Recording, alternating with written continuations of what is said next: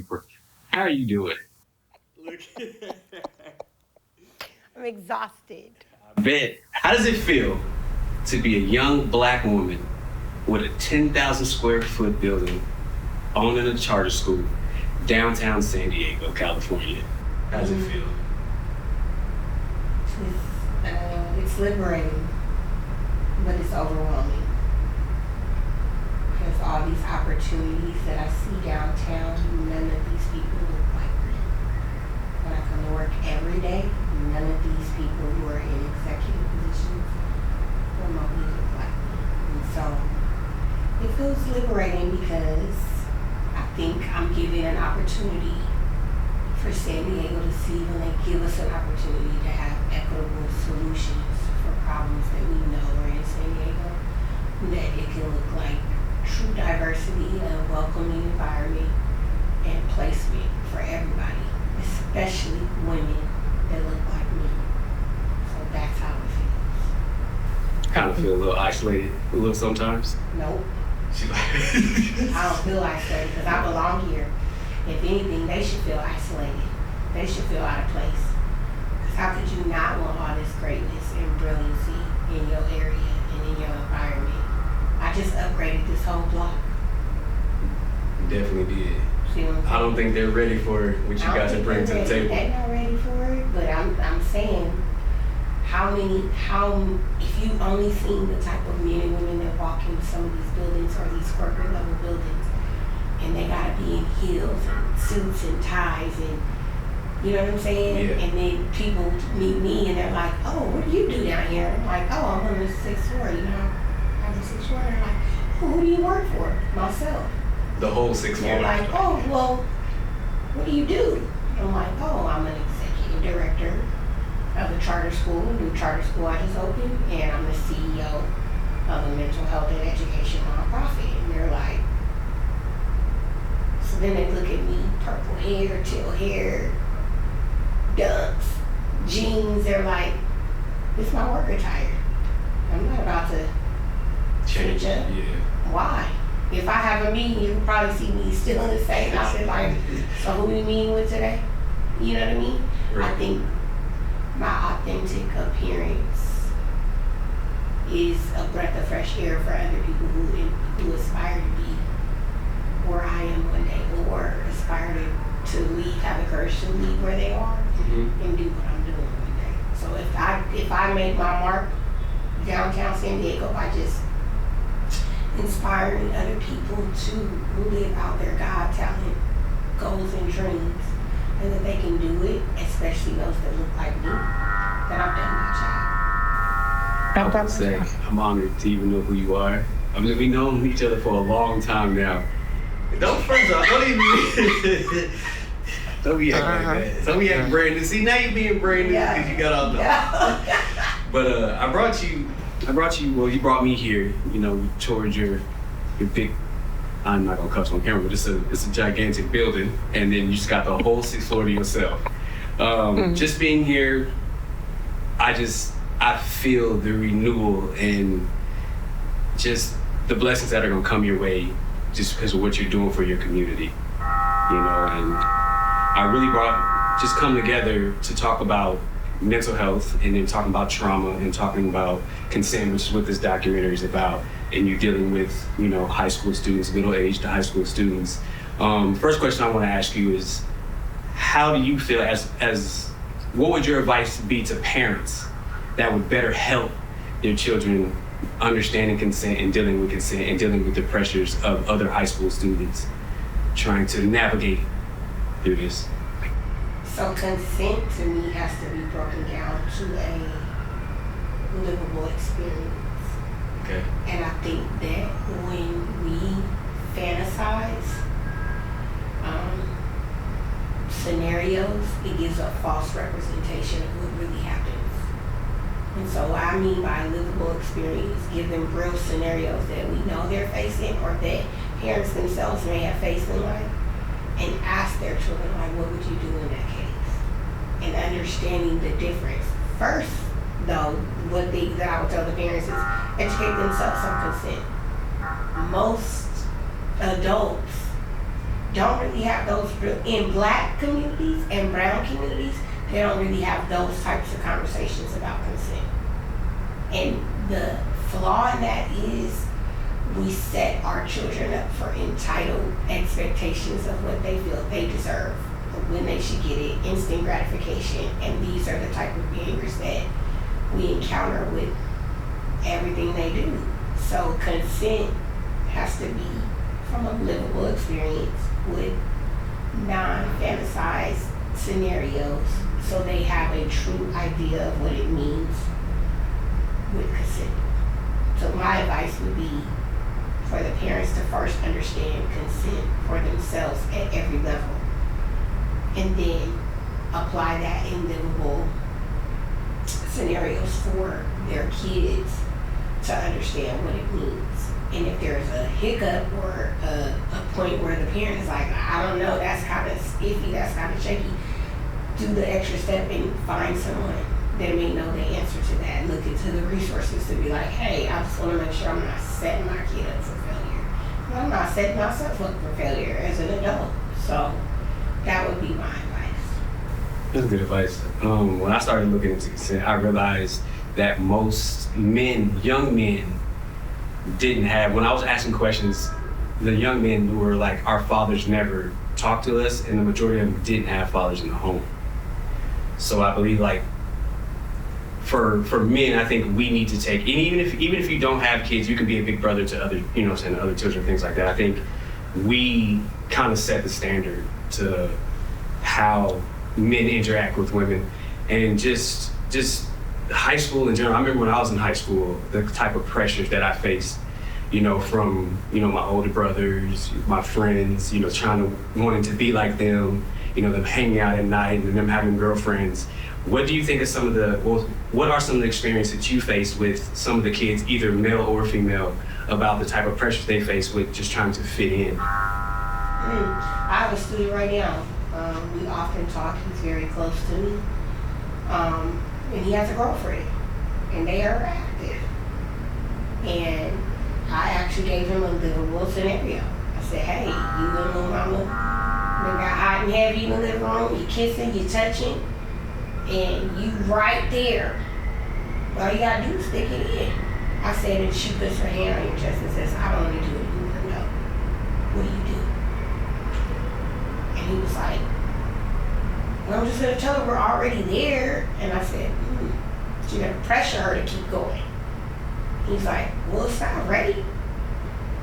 And I said, at what point is it not if she's saying, I know and I don't want to do it? He said, well, I'm not a rapist. He said, well, and I said, no, I'm not implying that you are, sweetie. He said, well, that's what rapists do. And I said, well, what's different if you keep pressuring because she's your girlfriend? Does that change the narrative? And he's like, well, yeah, like, we're together. And I was like, nobody gave this kid the talk. Yeah. So I had to like start from the beginning of like, no means no. When someone's under the influence, this is considered this. And then once I broke it down to him, you could kind of see it in his face of like, maybe these scenarios have happened before and he just didn't know, and she didn't know that it's like wrong. And I didn't ask him because I didn't want to put him in a box, like, oh. So I just said, moving forward, I want you to understand no means no. Even if y'all are in love, y'all are in a relationship, y'all are together, it means no. I was like, you are allowed to change your mind, and so is she. And he kind of did like that, and I said, consent is not just for women, it's for young men too. It's for boys, it's for men. If you as a male be like, I don't want to do it, and a woman consistently pushes or implies, I said it's the same behavior. No means no. And I was like, even if they don't verbally say it, and they give you the inkling that they don't want to do it in their body language or approach, maybe they are high or drunk and they can't really formulate words, but they're like giving you the vibe, like, I said, just stop. Because when someone's inebriated, it's like you will ultimately lose that in a court of law. Absolutely. You lose that battle. So he understood, and I think it's just more so nobody's giving these kids the real situations, like I said, livable situations where he had to ponder on, like, and I could see his demeanor change. I could see his face change in some of the examples I gave him, like, so that's why I had to reiterate moving forward. Yeah. Let's make better decision choices and understand your rights, her rights, and then what it looks like in a relationship. And I think he got the point. I think he understood. And I told him, if you want to talk to your girlfriend, we can have this conversation. So you can bring her in. I know she doesn't go to school here with us, but you can bring her in, and I'll be more than happy to talk to you guys as a couple. And he was like, I'll see how she feels about it, but I think that may be good.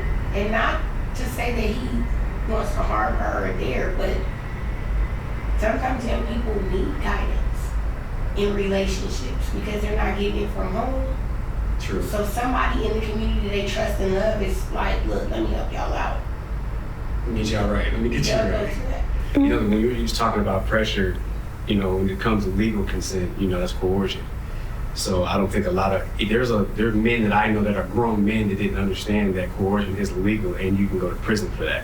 Oh. You can't, if she says no and you keep pressuring her to doing it, she's only doing it under pressure or duress. So now that just puts you in a legal bind. And fear.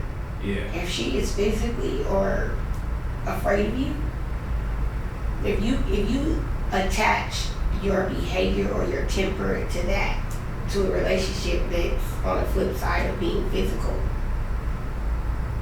If I know you got the potential to hurt me, and yet you want this, I'm not gonna tell you no. That's the mentality. I'm gonna just roll with it and I'll get over it. And that's what typically happens to a lot of young people. And I'm not gonna just put it on women and ladies. I know a lot of little boys that have been tampered with and that have been abused by older women or women in their lives that were trusted women because of an authoritative figure. Well, that's my mom's friend, or that's my play aunt, that's my godmom, that's my stepsister, that's those types of titles and positions have given so many young men the leeway to be silenced, because it's like, well, why would I tell? And then it's almost like a rite of passage for young men when they sleep with older women. And then understanding when it's in line with consent and dealing with minors. Boys are usually groomed in black communities, older you done pulled a little over, not understanding that you just caused an emotional blow to that young man's psyche, that when he gets older, he's not going to view that as pedophilia and understand the ramifications of how sickening that is for an older woman to view a younger boy in a male standing of where she should view a grown man. And I think that that's almost unfair, because I think little boys get a lot of slack. Oh, is she young? You better bang it. That's a young buck in there.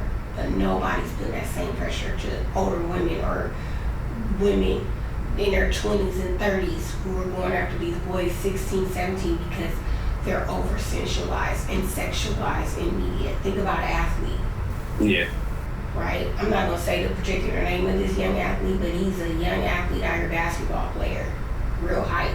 Everybody, tats, all that. Yeah. That's a baby. That's somebody's kid. But you have I think I know what you're talking about. A lot of women who they didn't see that. They saw an athlete. Yeah. They saw somebody who was hanging with NBA stars and somebody who had money and who got the houses. And then to those of us in our right mind, we like, that is a whole child. That's somebody's whole son. What? It's like, that could be your son. Be partying with I'm not doing that. But you got some women who it was the lifestyle is what they're attracted to. They don't care who is in it. It's the lifestyle. So imagine how many women have approached that young man, how many grown women that young person has probably encountered in a position because of the position he was in. Ain't nobody saying nothing because it's a part of the lifestyle. True. When he make it to the NBA, they gonna be. It's rough out here. It is. It has to be a lot of pressure on you because it's like now you're the mom of hundreds of kids now. Like, how does that make you feel? Like, I think it is. Sometimes I get a little furious. I think because some of them come in with the expectation of, I need you to fix it. And I'm like, I'm not a fixer. I can teach you things and give you resources to help yourself, but I'm not a fixer. Then you got some who come in, they tell me I've given up already, they checked out. I'm just here because court made me be here, or I got a case, I got a report here, or I need this service because I gotta get to this point in my life. Then you got some that are like, yeah, I am the surrogate. I have kids that call me mom, and it's like, they mom will be right there, and I'm like, they're like, no, that's such and such, calling their parent by their first name, but you mom. It's like, well, mom, right? And it's like, oh man. I think for me, it has been draining because I don't have any biological children of my own, but I have children. yeah. I tell people I got plenty of kids. Don't play with me. I got plenty of kids. But it's draining because when these kids walk into my building, whether they're in my mentoring program, they attend my high school, or they're getting any type of service through my agency, we take that away. I don't get to tell the kid, like, okay, you can only tell me this much. The way that I'm set up is like, okay, tell me everything, and then we go unpack it together and see what we can do to try to get you the best quality of life that we can, that's left, or to continue to move forward. Sometimes the damage is irreversible. They can come here and do exceptionally great, and then we send them right back home to the fire pit, and it's like, oh, they gonna come back in here burnt tomorrow. I can speak life into these young people, and then they're gonna go right home to the drunk or the drug addict or the toxic mama or toxic daddy that's jealous of them, or it's all kind of stuff. So I say that, like, I was talking to somebody today, and I was like, you know what's so crazy is women. Sometimes we are the biggest culprits of damage to our young black boys and black girls in society. We are highlighted as nurturers and, black women heal the earth and there. And I'm like, to be highlighted on such a high pedestal, I understand if we're highlighted on such a high pedestal of nurturers and encouragers, and we birth life in everybody. Imagine what that's like on the flip side. Think about how much damage. I have the ability to nurture you back to life. I definitely got the ability to break you to death. Yeah. You know what I'm saying? I never even looked at it in that light. To whom much is given, much is required. You give me the ability to birth greatness into this world. You've also given me the ability to break greatness into this world. And what I mean by break it, I mean to truly break it. The average kid that you ask, the average black girl that you ask, she does not get along with her mama. The average black boy you ask, he loves his mama. My mama can't eat, bro. Just say my mama can't eat, bro. You get what I'm saying? Yeah. But the reality is your mama probably has done wrong. She probably didn't get it right all the time. Yeah, that's true. But in your mind, you didn't know that because that's your mom. Yeah. But I don't know if you have sisters. It's like it's a different playing field. Like you ask me about my mom, it's like, But I'm sure you ask my stepbrother, they're like, oh, mom, cool. Like, it's like, yeah, it's totally different because the requirements of what's needed from kids are totally different. Young ladies need to be nurtured, loved, guided, and developed.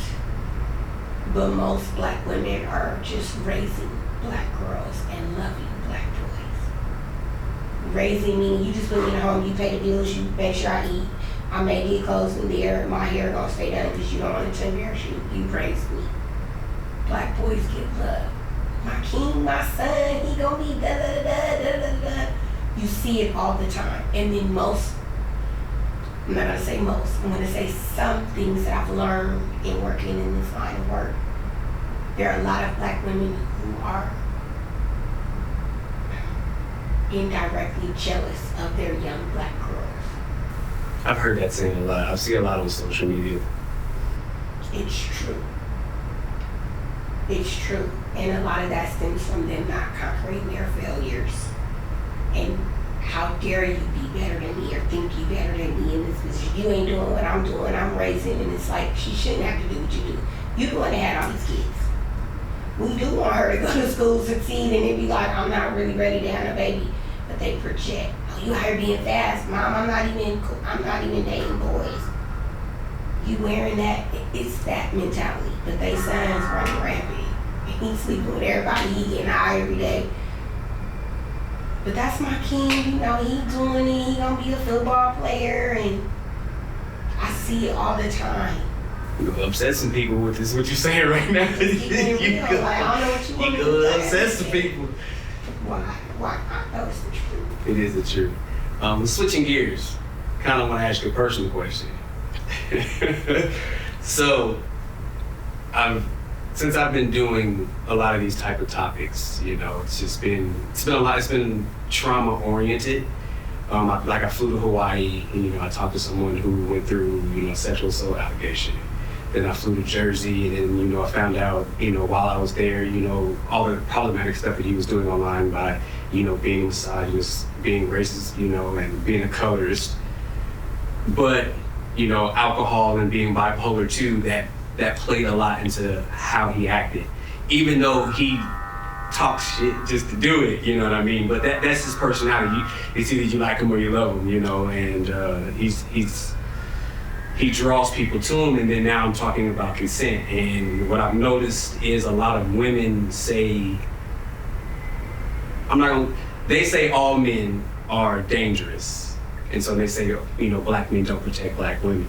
In your experience, have you ever had anyone come at you violently for, you know, rejecting a advance? Yeah. So, and I don't mind because I'm grown and I can tell my own story. Okay. Yes. And what I mean by violent, rape is violent. So I was a victim of date rape drug. An old supervisor of mine at an old job a long time ago, because of a relationship that I was in, felt that I should have given him an opportunity, and he needed to show me, and presented himself very comfortable. He was one of the supervisors. We all always kicked it at Jeff's house, fish fry, whatever we gonna do. And I was a drinker, so drink, do whatever. And that incident occurred. I didn't even know it happened until it resulted in a pregnancy. And so I had to terminate my pregnancy because my body, I became septic of the liver, which means my blood starts to turn toxic on me. So basically my body was turning against me. And it was causing a lot of strain on my pregnancy. And so I had to make a decision to terminate my pregnancy or go full term and take the chance of having a stillborn baby with toxic blood, or sign away my rights, which states at birth they would do everything to save the baby and let me terminate, meaning it's either or. And I was like, hell no, I don't think I can do this. So I terminated. Would I say that the way he did it was violent? It depends on how you define violent. I feel like violence isn't just physical, it can be mental too. Mm-hmm. It can be spiritual, it can be emotional, it can be violent. Like you could violently come in. So Did he violently attack me? Yes.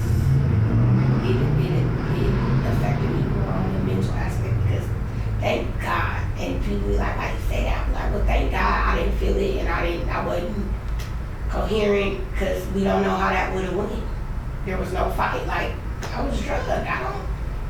You know what I'm saying? Yeah. So it was like whatever he did. But I think that to say all men, no, absolutely not. I'm a realist. And I'm not excusing his behavior. And I'm not saying I necessarily did something wrong by having a drink or being in a setting that I've been in multiple times that was comfortable. What I am saying though is understanding that when we don't examine people to the core of who they are, we can put ourselves in positions to ignore signs and ignore things that should be indicators that this person, something is off, or this may not be the person I need to be around, or something is wrong, straight up. So I don't think that any incident that has ever occurred to me has been an excuse to be like, all men, all women, all this, because that's simply not the truth, and I know it. In your feelings, you may be like, shoot, I've encountered more than not that have this same behavior, so I can see why it would be lump sum in that. Yeah. But the reality is, accountability tells you what environments are you in when you're encountering the same. If I'm a girl in the club and all I ever encounter is guys who want to be pimps or guys who want to trick their money off or guys who look at me a certain way, I can't keep going to that same environment. Well, all the guys, no, because have you went to a lounge where there are older elite men? Have you went to church where there's a different kind of man? Have you been, you know what I'm saying? It's like, what are you comparing these environments to? Now, if you tell me, honestly, I went to every environment and it's the same type of man, then I might be like, well, shoot, she got a point, but the odds are that's not going to happen. So I think we collectively as women have to be very careful how we use our words, because when we speak truth to power, the world is listening. Yeah. And that's why I say, no, I can't put all men in the box to be like all men. What I can say as a responsible woman and an adult is say, the men I dealt with or the men I've encountered, A, B, C, D. That's a more fair statement because that's only applying it to my life, my situations, my circumstances, not all men. Because I ain't met all the men in the world. You know what I'm saying? Yeah, absolutely. Like I say, I don't believe it's all men or it's all women. I do believe though there are some creeps out here, and they so what I try to advise women is just to go get a firearm license. Like start protecting yourself, because what I've realized is not. I think what people have to understand is not all men are built for the life to jump into situations, regardless if it turns physical. I know a lot of men. People will say things online, but when it comes to, actual actions, people tend to freeze up and they're not really about, that type of life. Me, I'm step, so it's gonna be what it's gonna be, but, people are just thumb thugs online and they talk a lot of this stuff, but when push comes to shove and something really happens, most people are not gonna act. Most people are just gonna sit there, and then it's just, the phones are out and people are just trying to videotape to get the views and get the little clicks and all that for watching someone get violated like that. If it's a one-on-one fight, y'all gotta do what y'all gotta do, but how I am. I'm not. Wow. A one-on-one fight with who? No, a man and a woman? No, a man and a man, or a woman and a woman. I was like, oh my gosh. I don't believe men should hit women. We know that. I don't believe women should hit men. And I agree with that too. But I think it's also the level of aggression too. Like if a woman was to slap me, my level of aggression shouldn't be a brick to the face. But the thing about that is, I hear you. But then if you flip it, because why? I carry. Why? Because if he had slapped her and she picked up a brick and hit him, why wouldn't we say the same thing? Her level of aggression shouldn't be pick up a brick. Well, because I'm liking it to if a guy was to push, because I carry concealed. We know that I carry concealed. So if a man was to push me, my level of aggression shouldn't be immediately I put 5 grams in your chest. So it's like you kind of gotta weigh what's gonna happen. Says who? I mean, if you want to go to jail, it's not about going to jail. It's about who gives the permission to deem how far I go to protect my body and protect me. That's true. Who gives that permission? Who says if you strike me as a human, who gets to determine? Well, that only warranted you poking him with a pencil and slapping him. That ain't warrant you putting a pipe through his neck. Like, why? Because my mind said, you're dangerous, you're hurting me, you're going to harm me, do or die. Like, that's it. And that's the reality people don't want to face. That's true. Stop messing with everybody. I hear you. I hear you. You don't know what people are dealing with, and you don't know people's level of expectation of safety for themselves. And the reality is, unexposed trauma always comes out in the height of other trauma. You slapped me in my face, I was abused by my father. I'm probably going to try to take your life. It's not going to be a tussle of like, you slapped me, oh my God, now I'm probably going to try to end you because my mind goes to flight. Oh my God, I don't know your next move. If you hit me that hard and you get the opportunity to hit me again, it may not end the same, so I gotta get you before you get me. And I know a lot of people will be like, that's not the mentality you should have. But what is the mentality for someone who was traumatized or hurt or hurt by See, even I didn't even think of it in that deep. I never even thought you have to. I just think like, I don't want to make a decision that is going to change my life completely. I can fight. It's not even that. I just think about, if I do something and I end up taking someone's life because I took the level of aggression too far, how does it? What's too far? What's too far? If somebody's breaking into your home. Yeah, but I mean. You don't know them. You don't know their intention. You don't know their background. You don't know what they're feeling. Well, I'm all for that when it comes to you. You come in my house, you're not walking out. Okay, what's the difference on the street? You running up on me and I see that you're in the height of aggression and you coming at me like, hey, I'm about to. Yeah. I lived in a concealed carry state for a long time in Alabama, and everybody know I got them too. Right. And my whole thing is, I'm not finna, that's the point. I'm not going to allow you to get to the point for me to teeter on the edge to see how far you're gonna go. You give me an inkling you even remotely wanna go far, I'm gonna go further. It's done. That's why a lot of people, they be upset about the stand your ground laws and I'm like, now, there are people who abuse that in the sense of like, the baby rang the doorbell to get his siblings. Now, whole different vibe scenario. Right. Now, had he been trying to kick that man's door in, and that man shot through the door, yeah, the black community would have been, oh my God, he shot a black woman, we don't know. But the reality is, and it's gonna make people mad, but I'm a realist. Why wouldn't that man protect this? He don't know.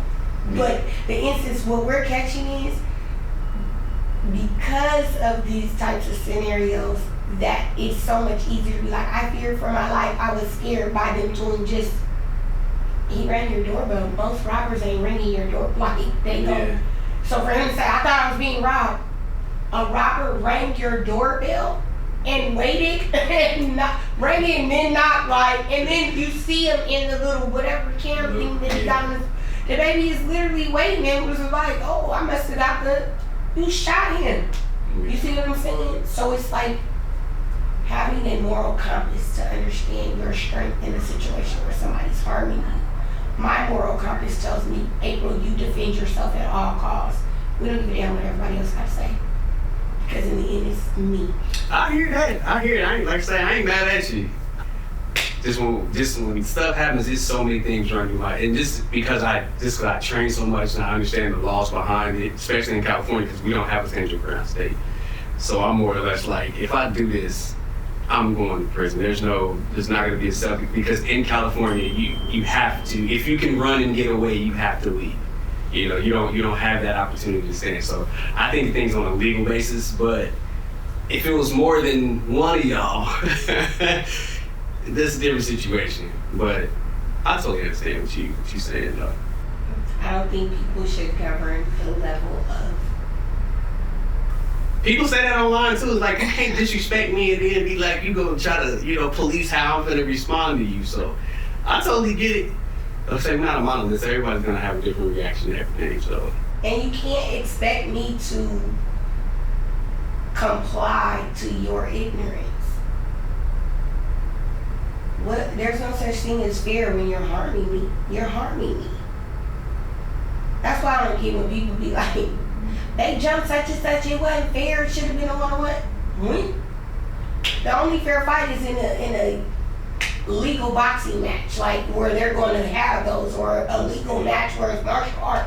That's fair because that's governed by an entity that's saying we pay you to do A, B, C, and D. You go out of the rules, you ain't get your check, or you're gonna be disqualified. Street fight, hood fight, you catch one on the street. If I bring me and 8 of my sisters, it's a wrap. For your one mouth, we jumping you. They know why you didn't fight with her for what? Says who? So I wish people would put more into context about how we try to govern everybody else's reactions or mentality towards trauma or being harmed. Yeah. You don't get to do that. I didn't even think about it in terms of how you broke it down. That's why you do what you do. Well, I appreciate you. I really do. I'm not gonna hold you too much because I know you got a lot going on here. So, you know, you glowed up on me, so you know I gotta catch up with you now. More to be done, but this is just the beginning. Just getting the top floor. Next stop is gonna be trying to get a building. That's gonna probably be the next move I try to make. But right now we gonna work with this little 6th floor and see what we can do. I'm proud of you. Thank you. Yo, this man just hit me in my face with a brick, and all these black men just watch, and they don't give a fuck. Yeah, this man hit me, fucking grabbed a rock, and it hit me in my fucking face because I would have given him my number. And all y'all just fucking watch. Y'all see that shit? Y'all see that shit? What y'all do? I want y'all to be a man. I want y'all to be a man and fucking do something. Y'all gonna let a man hit me in my face? Man, fuck all y'all niggas. Have I ever done to anybody in my life to deserve this? I never did anything in my life to hurt anybody. Literally, a man asked me for my number. I said no, and he picked up a brick in front of so many men and was like, what you gonna do? And I told all these men, like, yo, why this man got a brick on my face?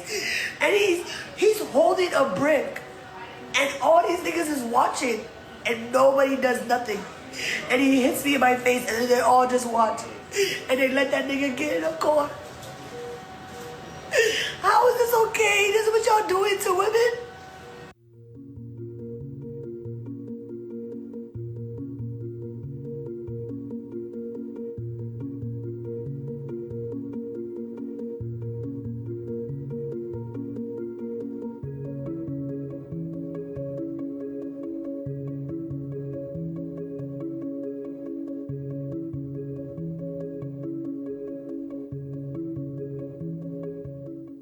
I wasn't even finna talk about this road situation and where she got hit with the brick. That young lady's been through enough, but the way y'all treating that woman on social media is crazy. For the fact that y'all keep calling her a liar, y'all had a whole news station interview her, get the police report, verify the police report, and then also state there's an investigation still ongoing and a suspect has been identified, and y'all still calling that woman a liar. Y'all said that she put saline in her face. Y'all said she injured herself. Y'all went so far back into this woman's social media to say that the white man that she slapped was the one that assaulted her. Come to find out, that was a comedy skit that she had permission from the men to do that. Y'all talked about the GoFundMes and saying how she's scamming people out of $40,000. Y'all made that woman post all her information. And even though she's providing all of this, y'all still calling her a liar, which is wild to me. I'm not even surprised that a lot of black men are trying to, prove this woman wrong. But for the black women who are, in agreement with the black men and trying to find some type of way to make it so this girl you know, has been lying to justify the violence that she received is crazy to me. And the stuff that y'all doing ain't no different from when, like, news stations like Fox News, when George Floyd got murdered, what'd they do? They ran that man's criminal background check, talk about all the stuff that he did in his past, being a bad father, his drug addictions, all his whole criminal record, just to dehumanize him and justify his murder in front of the public so the public wouldn't care as much. Y'all doing that to her, bro. Like, I just don't understand how y'all, you know, can complain about racism and systematic oppression and all of this other stuff and all of these systems that affect us, and y'all using the exact same systems that they use against us on your own people. Crazy to me. Like, I don't understand. And then the fact that you got the guy coming out talking about he's been identified and he's been on lives on TikTok. Like, for y'all to still not believe this woman is so crazy to me. Like, for the black men and the black women that just keeping up, you know, all this strife and, you know, trying to keep up this division, y'all can go to hell. I don't really care. I hope y'all miss every blessing that God gives y'all. But for the black men and the black women that are actually coming together, trying to find resolution, being respectful to each other, I mean, you guys having a conversation about stats and statistics and facts and understanding, you know, the nuance behind, you know, everything that's going on and the mental health and everything behind that. I love y'all, man. Y'all keep doing y'all do, and y'all gonna progress the black community further. But the rest of y'all, man, y'all not helping. Y'all not helping. Y'all not helping us at all. And we don't need y'all. But I really hope that, like, I really hope she sue one of y'all. Like, y'all done put yourself in a position where that young lady can put y'all in some legal. A lot of these women are miserable as fuck, and the ones that are bitching are usually whack as shit anyway. Nobody really want to fuck with you anyway, because you see the one that just she was fine as shit. As fuck. Said my husband. I've never had problems. Right. And the ones be like this, you black men like that stupid girl that got bricked. Look at her. Yeah, you're fucking, get the fuck out of here. You're twerking with your daughter. Twerking with your daughter. You fucking fat bottom stupid ass. I know, I'm talking crazy. She's a cunt. Fuck her. Yeah, I said cunt because she's earned that. Lying and taking people's money from them, and fuck you, and then blaming black men and putting us in trouble. That dumb shit you doing. I fucking hope you get yours. Doing viral shit, smacking dudes in the face. Smacking dudes in the face and walking off. I would have sidekicked you in the back.